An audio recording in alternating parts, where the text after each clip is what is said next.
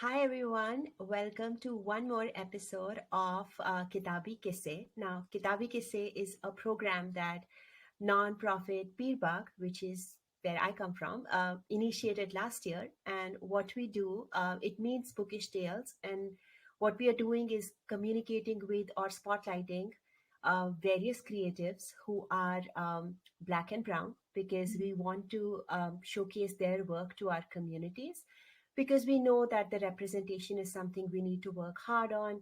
And really, as a nonprofit, our mission is to diversify bookshelves and to build new storytellers. So, anyone who's a parent or a kid who's listening in, hopefully you can meet our guest today and hear her story and learn that you could be her too, or you could be just as creative and express yourself. And that's really our aim for bringing all these wonderful creatives to the program. Now, this one is specific because we are focusing on the theme of belonging in the beginning of this year. And for that reason, we are inviting guests who write about this or who have a background, um, you know, through which they'll be able to share some tips for us and talk about it. So today I have with me writer and all-round creative Patrice Gopo, and you can see her here on your screen. And she's written tons of books for children, and she is creative in many different ways. She does lots of creative things, which I got very excited about. So there's not just a one Patrice. I think it's she does many different creative things. So before I share more, I'm going to drop in and say, Patrice, tell us who you are, share with us, just a little intro before we start our conversation. Yeah, absolutely. Thank you. First of all, thank you so much for having me here on the show. I really appreciate it. And I realized we're going to be talking. I know a little bit about my book in the background. I forgot to get a copy right here, so I'll grab that in just one second. But before I do that, yeah, my name is Patrice Gopo, and I am the Black American daughter of Jamaican immigrants. I was actually born and raised in Anchorage, Alaska.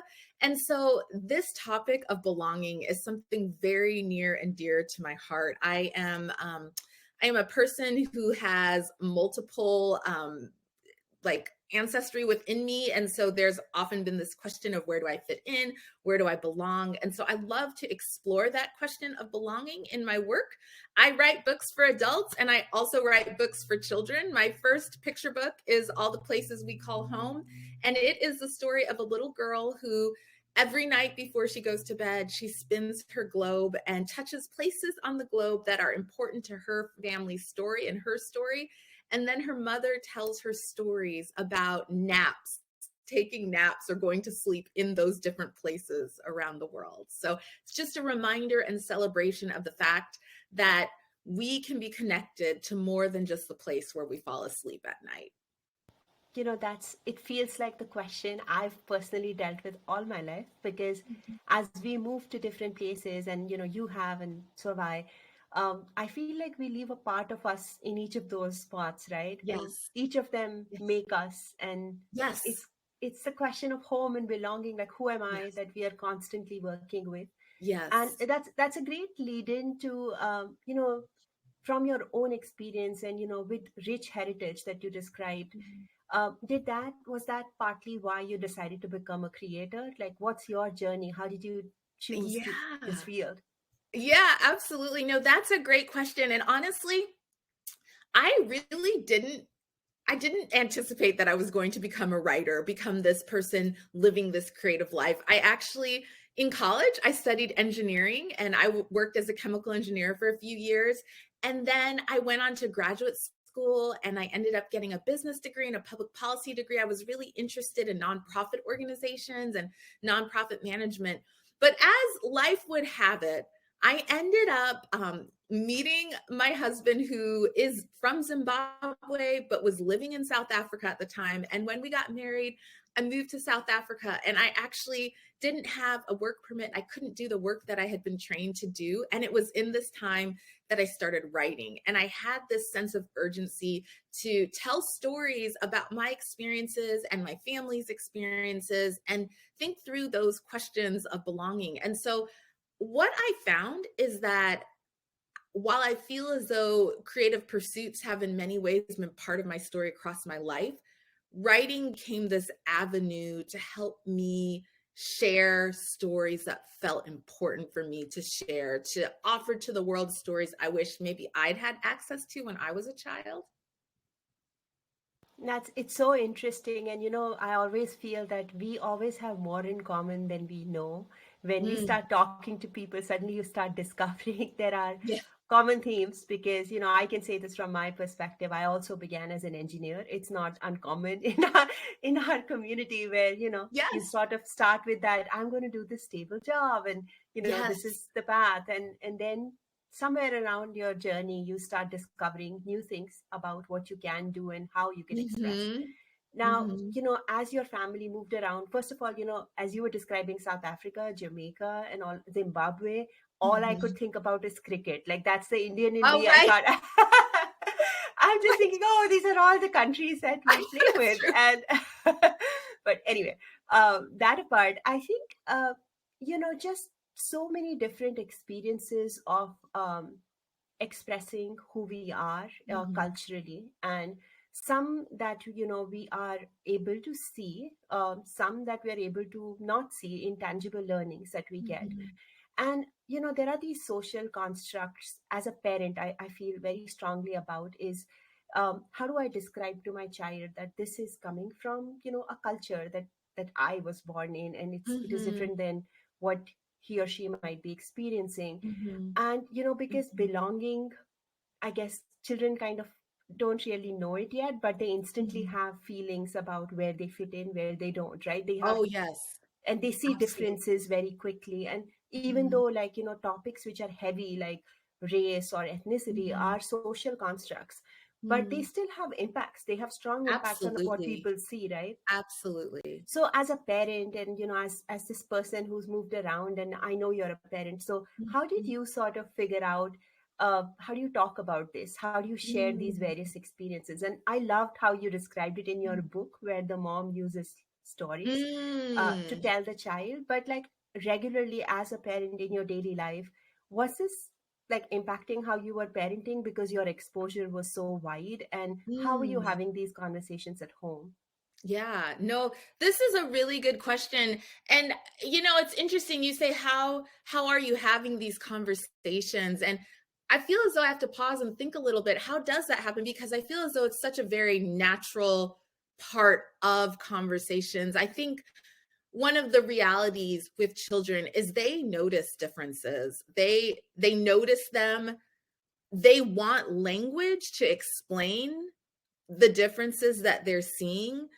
And I think for us as parents, it's up to us to give them appropriate language, to help them have words, to talk about what they're noticing, and then be able to have that open communication with trusted caregivers as they're trying to make sense of what might be going on or what they might be seeing. And so I'm sorry, go ahead. You're about to say something? No, no, no, no. I'm just listening in and observing, because I think I'm a mom of a 4-year-old, and Mm-hmm. I didn't know, I was going to ask you, like, is there a time? But actually, children start noticing differences scientifically, like even as early as 3 to 6 months. Yes, absolutely. They absolutely do. And so I think part of it for us as adults is maybe not giving into that kind of thought that exists in society sometimes, that we just kind of minimize those things. I think society sometimes wants us to say, "Oh, find all the things in common. Let's never talk about our differences." But actually, I think one of the gifts we can give children is language to help them recognize how they are in the world, and also to affirm who they are in the world, that we can give them that kind of language, because I think children are noticing. They are definitely noticing. I particularly think especially children who come from cultures or communities that have been historically marginalized, from early on, they're already seeing those messages out there in the world, seeing who are the characters that are showing up in books, what stories are centering around who. So they're already, developing these ideas out there. And I think for us as caregivers, as parents, as adults, that we get to come alongside them and help them navigate the complexity of that, rather than acting as though it doesn't exist. I love the idea that we have to give our children a couple of things you said. One, the language of how do you explain what they are Mm-hmm. observing. And secondly, the ability to see themselves. And, Yes. with your background being so rich, Patrice, I was curious to know that, overall, we know the representation is very low when it comes Mm-hmm. to people of color in Mm-hmm. children's books and young adult Yes. books. We know the Yes. stats are like low. But like it becomes even lower in our communities when you talk about different ethnicities together or different Mm-hmm. countries together. And for Mm-hmm. example, like I am an Indian, I'm married to Mm-hmm. another Indian person, we don't have the same language that we speak. So Mm-hmm. I Mm-hmm. almost never see that represented, because then I'm Yes. like, someone needs my child sometimes needs to know it's okay if mom and dad speak different languages and have Yes. different ideas or Yes. way they do things. Do you see that too? And how do you work with this as a parent? Like, what are some tips for people who have these kinds of families? Yeah, absolutely. No, I think it's a great question. And I think that is very real, that many of these nuances of who we are, I think especially as people of color, our society has not given as much space to those nuances that you may see when people are writing about people from dominant cultures. That it's almost as though there's every type of person that could exist in the dominant culture. But when we come to communities of color, other communities that have been historically marginalized, I often feel as though everything gets, lumped together, and as members of these communities, we recognize that there's a lot of space. So I know for myself, I'm a Black American, but I am also a woman who has Indian ancestry as well. Yes, we are a Black family, but at the same time, we have these multiple countries that, my husband's from Zimbabwe, my first child was born in South Africa, so my parents are Jamaican. So there's a lot of these things going on. And so I think one of the things that we as caregivers, as parents, or, as adults can do is to talk about these realities with children, and to not brush them aside or view them as maybe less important, but to actually name them and talk about them such that they can grow kind of a sense of self in this being part of their story too. So I feel like what's wonderful is if we can encounter this in books. So I know that's the work that you and I are doing, trying to create these stories in the world, right? That we are trying to add stories like this to the world. But again, as that continues, that's like one stream of activism that can happen. I think another stream of activism that happens within, homes and schools is to create space to talk about the nuances and normalize the nuances rather than act as though they're these surprisingly different things that, no one has encountered, which isn't true. Many have. It's just those stories have often been on the margins rather than at the center. This reminds me of something I have to like. It's really ridiculous that it happened, but it did. And many of us have these stories. I remember I was working in Germany several years ago now, and I was in a meeting room with my boss, who was definitely from the dominant culture, German, and it was like he's the nicest guy, but it was Mhm. coming mostly from just pure ignorance that he Mhm. asked me that they had hired me and they had one more Indian person who had recently been hired. And Mhm. you know how we like to put people in this box that this is what an Mhm. Indian person may be like. So this Mhm. guy is like, why is that person so much darker than you? Like he literally asked that question, and I'm Oh, like, what? wow. uh, can Wow. you believe? Yeah, and this is like, And you're I'm kind of talking. like, whoa, what do I do with this in this I moment? I know, it's like this is someone who's 50 years old, and I think Right. there's so much colorism in our Mhm. communities that we are Mhm. consistently fighting. But also to Mhm. think that they thought a billion plus population could all look and be the same is just Yes. just so ridiculous to me. Yes. And even though, like, we I want to constantly emphasize that these are communities of color that have constantly Mhm. been marginalized. Mhm. But when you see the numbers, it's like more than 50% of the world. So how can they all be the same? Like, I just feel the Right. nuance is so critical for me as a Yes. reader and as a Yes. parent. uh, Yes. so, Yes. I know that you work in children's books, so I'm going to like quickly jump over to that and tell me that, what is your hope and aspiration for children's books, and what is the kind of work that you're hoping to see, whether through yourself or through other creators? What do you think children's books need to have, and how can they help?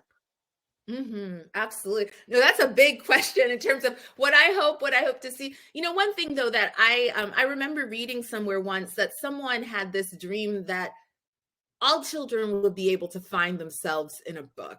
And I hope that too. That is something I long for, is that all children would be able to find themselves in a book, that to see their story out there as well. And I think for me that my work is working towards that. I recognize, obviously, I'm not going to be able to do that all by myself, but I do think that there is a particular way in which I am able to tell a story and offer that to the world that will matter to children and will enable a child to see themselves, in the pages. But I think also, very importantly, enable other children to see other stories in the pages, not just stories. I don't think that it should all be about only stories that reflect me.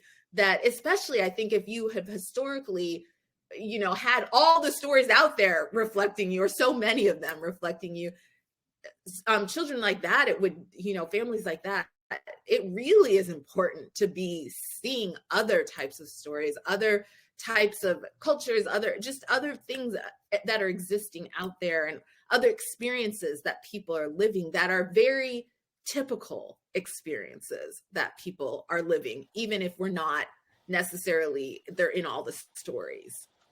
I really enjoy what you just said right now, and I want to reiterate this, that the stories that come from creators of color are not just meant for families of color. Like, No. everyone benefits when we have Yes. diversity. And I Yes. think when we do, like, I guess an event or a book or like anything Mm-hmm. that's like creative for Mm-hmm. children, and we might be spotlighting one community, all Mm-hmm. communities benefit from it because they get Yes. something they haven't seen before or heard before. Yes. And yeah, I mean, a lot of Yes. people don't somehow Absolutely. realize that because I know. yeah, I agree. They don't, and it just shocks me that yeah. yeah. But tell I me, think like, that's when you were in the process of writing the book that you described to us, your children's book, was this like a thought, like who were you writing for, and what were you hoping from your specific project? book. I don't know if you can see. There's a book up there above that.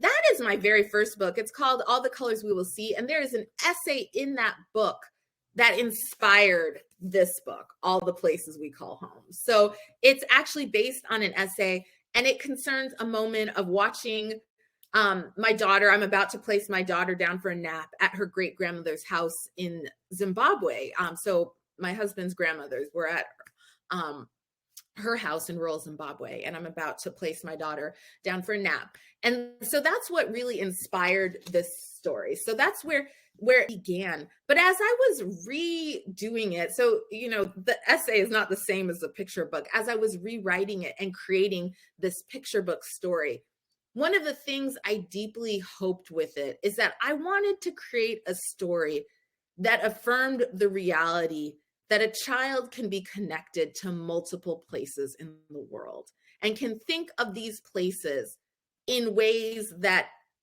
deeply matter to them, and that is a reality that happens. And I think that is a reality for so many children, but I also think it is a reality that is often not talked about as much because it is an experience maybe that it is felt more amongst people who are immigrants, or people who have just other categories that aren't necessarily the stories that are often centered. And so my hope was to normalize an experience that many children have.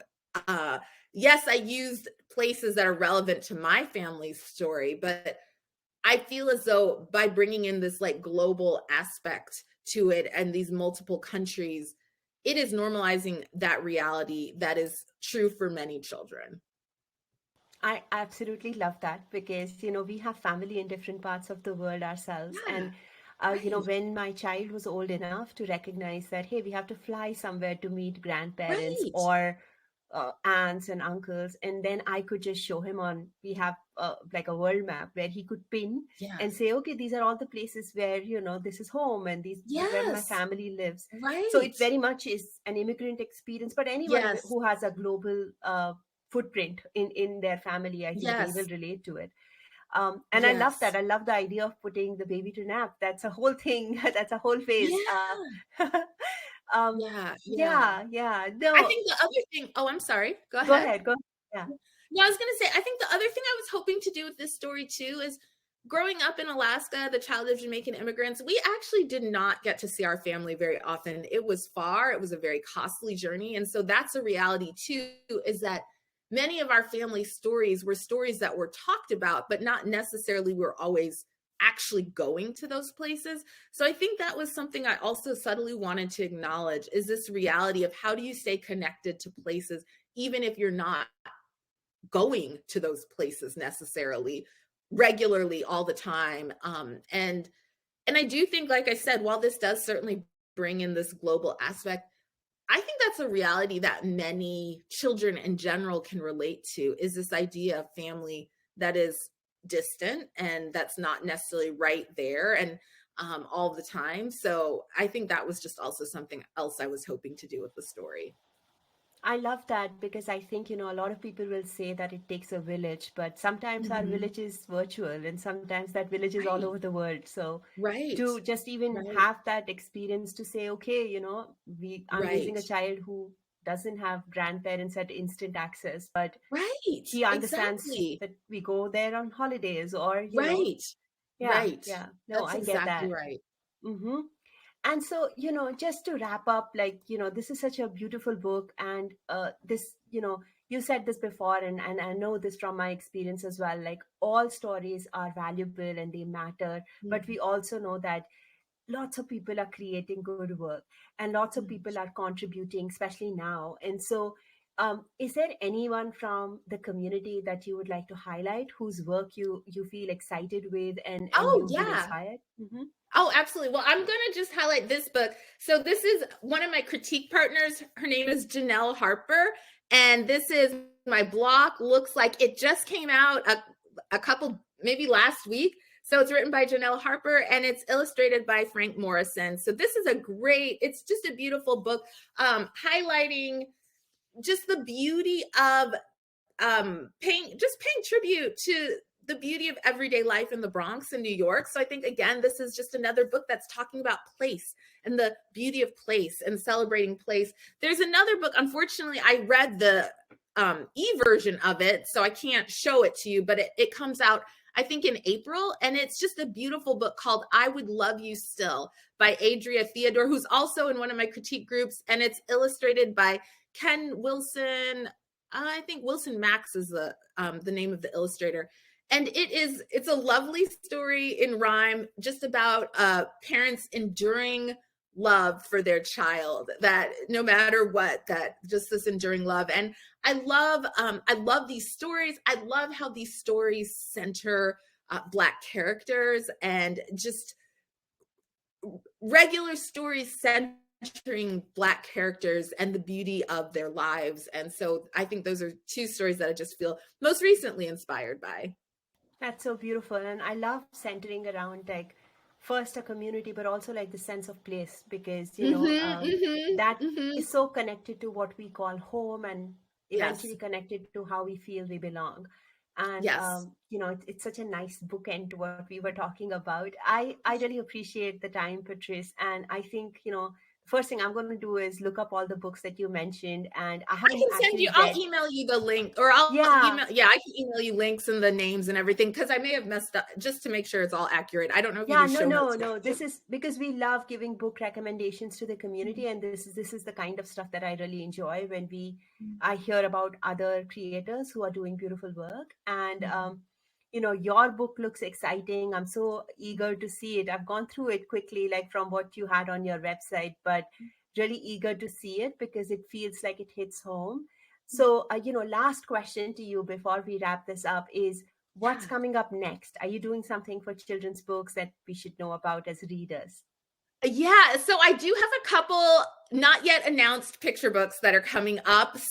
Similarly, or I shouldn't say similarly, but they do kind of explore some of these themes that I have talked about around home and belonging, things of that nature. And then I continue to do adult work. I actually just had my second essay collection came out this autumn, and I have a couple other projects that I'm working on too. So yeah, that's yeah. super exciting, and I especially love I think the essays, they speak to me as an adult as well, because simply just to have that validation and see myself is so critical. And for picture books, I think they work great for families and for kids, and so I'm really eager. I'll definitely be following up to see what gets announced. And I just want to thank you for your time. I mean, all of this work is amazing, and I want to like make sure kids know about this and families know about this, so they can look your work up too. And you know, have these stories that we don't normally see, be read out and be a part of their family stories.